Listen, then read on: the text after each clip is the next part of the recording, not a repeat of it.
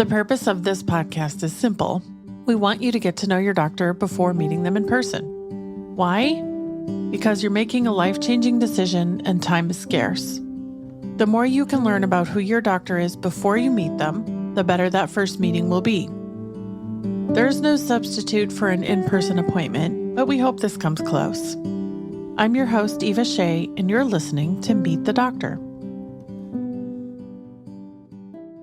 Hello, and welcome to the Meet the Doctor podcast. I'm your host, Eva Shea, and my guest today is Dr. Sheila Bond, and she is a plastic surgeon in Montclair, New Jersey. Welcome, Dr. Bond. Thank you for having me. How's the weather today in Montclair, New Jersey? Only cold. It's actually cold here in Austin, too. How long have you been in Montclair? My cousin lives there. Well, I actually have lived in Montclair now for 31 years. Do you know my cousin? His name's Matt. No. I might. So let's start here. Tell us about a typical day in your world. What does it look like? Well, it depends on the day of the week. I operate generally every Monday and Thursday.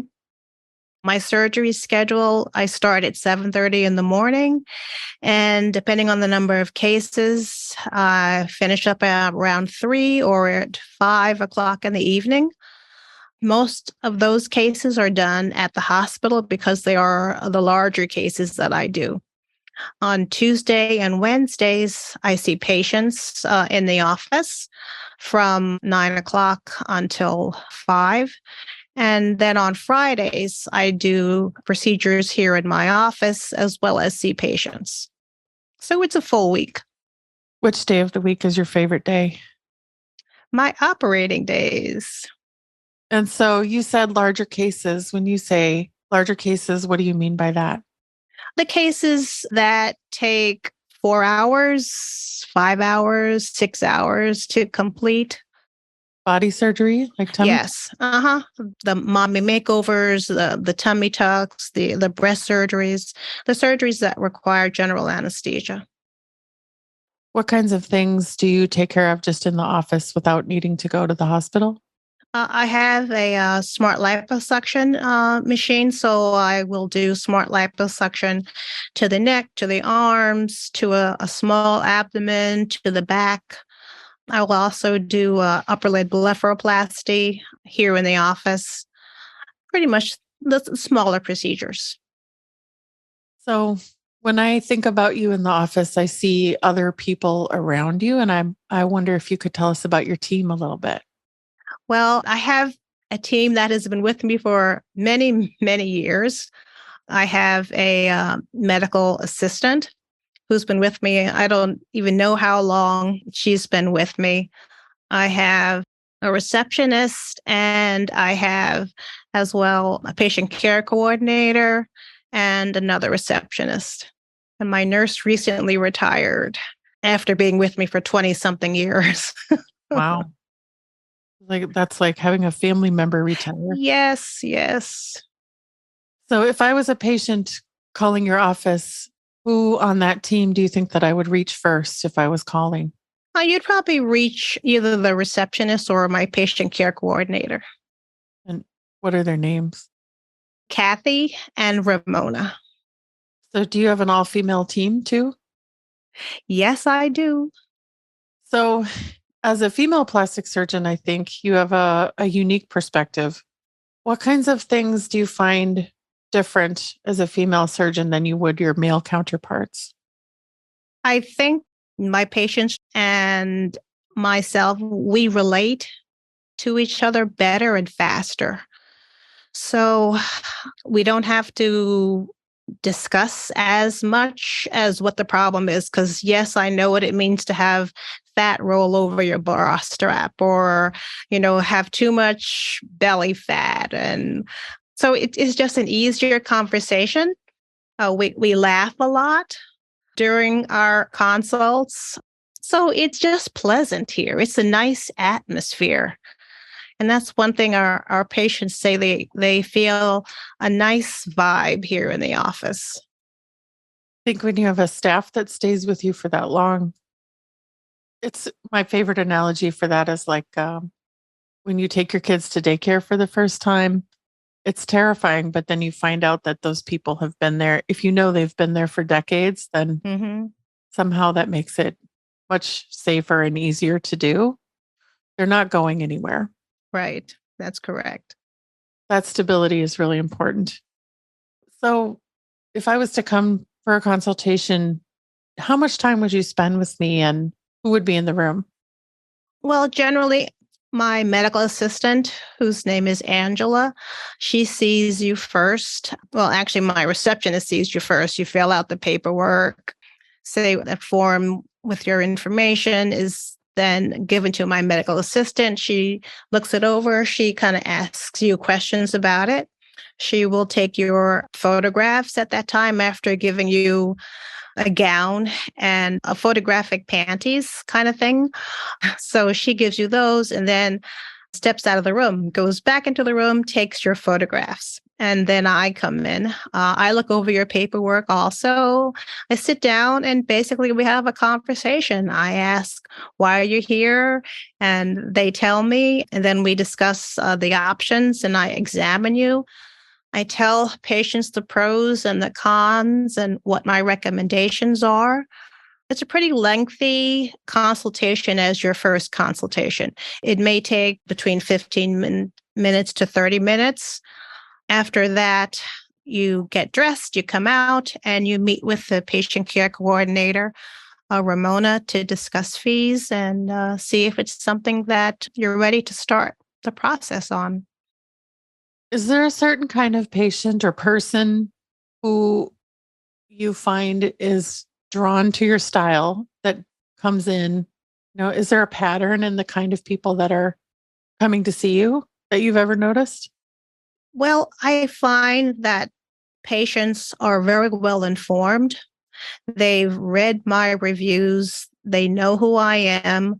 They may have been following me for years. So they come in almost feeling like family. It's kind of strange. And I've been in practice so long that I do people's aunts and cousins and friends. So I have a large network of word of mouth. So patients do sort of already feel like they know me before they come in the door. So that's kind of nice. So it's that kind of person that comes to my office. They usually have known someone that I have taken care of in some regard. Is there a specific website or piece of content that they refer to a lot? Like I saw your YouTube video or I saw something. Yeah, they usually go to my website. That's probably the most common. I mean, we do have a presence on social media, but everything goes back to my website. Okay, so here come the really tough questions. What made you what made you decide to be a doctor?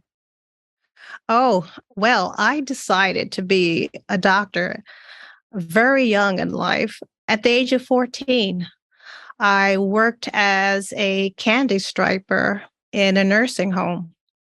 And that's when I realized that I wanted to be a doctor. So even when I was writing those essays to enter college, I wrote that I wanted to be a doctor. And I went to a public high school in New York. And then I went to Dartmouth, which is one of the smaller Ivy League schools, and studied biology and took all my courses and took my MCATs and then went off to medical school. I first decided to go the general surgery route during the third year rotation. I was at Columbia College of Physicians and Surgeons in New York. And that's when I knew I wanted to be a surgeon.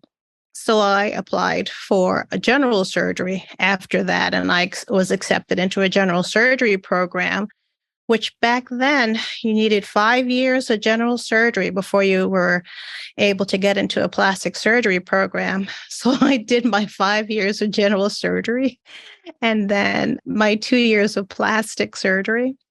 It was a long, long road, but it was definitely worth it to do something that you love and have been doing now for over 20 years. When you were doing that 5 years of general surgery, were there a lot of other female doctors around? Actually, we had a program. I was at Montefiore Medical Center in the Bronx, and we were one of the few programs. I had actually three other female residents in my general surgery program, and one fellow resident in plastics, and one female resident ahead of me in plastics, which was very unusual. But they were great role models and very supportive because by that time I was married. I had one child. While you were And doing while you were yes, doing this work, you had a child? I had my first child during my last year of general surgery residency. And between you and me, they were not pleased. I'm sure. But it turned out fine. And having the other women as role models was very supportive. So interesting. So, did you all kind of stick together during that time? And Oh yes. yeah, Hmm. just trying to imagine. Because even today, there aren't that many female plastic surgeons. No, but our numbers are definitely increasing. Yeah, it's really remarkable that you were on that path. But when you enjoy something, it's really tough going through it. But when you look back on it, it doesn't seem like it was too terrible. But going through it, it was horrible, of course. But it was worth it. I wonder these days if younger women even know what a candy striper is, because I don't think that's a job anymore. They certainly don't wear the outfit that got them the name candy striper. I don't know if it still exists. The Yeah. world has So, changed.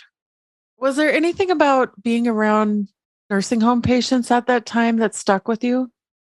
Their vulnerability, I remember they needed so much help and so much care. That touched my heart. And I remember that there was an LPN, and I was helping her make a bed. And I was thinking that I could do this. I could become a doctor. And I still remember that day. It really stuck with me. So, we know you love to work and we know you love to do surgery, but what do you like to do outside the office? I enjoy cooking. I enjoy playing golf with my husband. We call it like our date time. Who usually wins? Oh, he does. Oh my gosh. I like playing golf, but he loves playing golf. And I love to read. So, these days, there's a lot of, seems like technology keeps moving faster and faster. And some of it's a fad. I think there's an element of people really being into whatever's new. And then that has to be balanced with techniques and procedures that are proven and that we know produce results. So, are there any trends that you're seeing today that you think are going to stick? Or is there anything you can think of that maybe is going to come and go quickly? What comes to mind when I ask you that? I think that it's funny you should ask that question because the salesmen just come into my office unannounced, trying to sell, the latest, greatest. This works almost as well as surgery device, almost, because surgery is the gold standard. So I think at this point, we aren't at that point. We don't have anything equivalent to surgery. As much as we wish we did, it doesn't exist now. But I think at some point it will as technology improves. But I think that one day will be the goal because people want the results of surgery without surgery. And who wouldn't? Who wouldn't want a magic wand? I would love to have a magic wand. But, we also have to do our part. We have to stop eating so much. We have to exercise more. When I look at the patients, and I've been in practice for quite a number of years now, the BMIs of, the body mass index and the weight of patients has just gone up and up and up. And what used to take me 3 hours to do a tummy tuck now takes me 4, because I have to liposuction and defat as well as what I used to do before. So it's going to be a combination of us and technology to get us there, I think. For sure. What do you think the cause of that, other than eating too much and not exercising enough? Is there anything else that's causing that, do you think? I think if we could more so control our calories and increase our activities and probably some more self-control. Well said. Are there non-surgical things that you do in the office? Yes, I do have the sculpture machine, which heats up the fat cells so that the fat comes out of the cells. You metabolize the fat and the fat cells die. And that reduces the fat by about 1/4 inch. So it's for areas that are not too large that you want to improve. What about things like injectables? Oh, yes, we do Botox, fillers, liquid facelifts. Yes, And you do all that yourself? yes. Have you done anything to yourself? Well, I demoed the sculpture machine. Oh, Mhm. and what did that feel like? Well, I'm a chicken. I'll tell you that. I don't like needles. So I had them turn the power down and it was okay. I have tried Botox, but again, I'm a chicken. I had to put on EMLA and kind of like breathe and meditate and get myself through the 5 little injections. So, Weren't doing it to yourself, though. no, my nurse was giving me the injections, but still, I'm a chicken. I don't like I don't like it. So whenever I do anything in the office, I always, use lots of topical. When I do my procedures in the back, we give Valium and Vicodin and try to make people as comfortable as possible. I think the silver lining there is you have a lot of empathy for people who are also chickens. Yes. I love it. Well, you had a friend recently tell you that you should do your own podcast. Do you know, why did she say that? What made her think you would be a great podcaster? Because of my personality, because I'm easy to talk with. I was just going to say that. You're so accessible. Thank you. Thank you. Is there anything you're looking forward to this year on the horizon in plastic surgery? Is there anything coming that's got you excited for your patients or your patient base? I think for my patient base, what I'm trying to do is make my practice more inclusive of what they want as I don't want to say a one-stop kind of location, but I'm thinking of offering more medi-spa sort of services. We do hydrofacials and chemical peels. We do the lymphatic massages, but I'm thinking of adding some other services that I keep hearing that the patients are looking for. And I think the Medi spas are offering things that are a little, I don't want to say unregulated, but maybe not to standards that perhaps people should be at. New Jersey is very tough about their standards. But even here, things go on that probably shouldn't be going on. So I would rather take care of my patients in that regard than have them go and get into any kind of dangerous situations. I think the advantage you have that is impossible to find anywhere else is that experience that you have as a female plastic surgeon for so long and having taken care of so many people that, a med spa in a strip mall down the street with a laser, and someone who has only used it a few times is not going to compete with what you have to offer. Yes, I would hope they would appreciate that. I hope so too. Well, thank you for taking the time to talk to me today. I really enjoyed getting to know you. Oh, thank you. I enjoyed it. It gave me some points to reflect on as well. Oh, good. I'm glad. If someone's listening today and they want to reach out and connect with you, where should they look and how should they find you? Well, my website is available, and they want to call the office.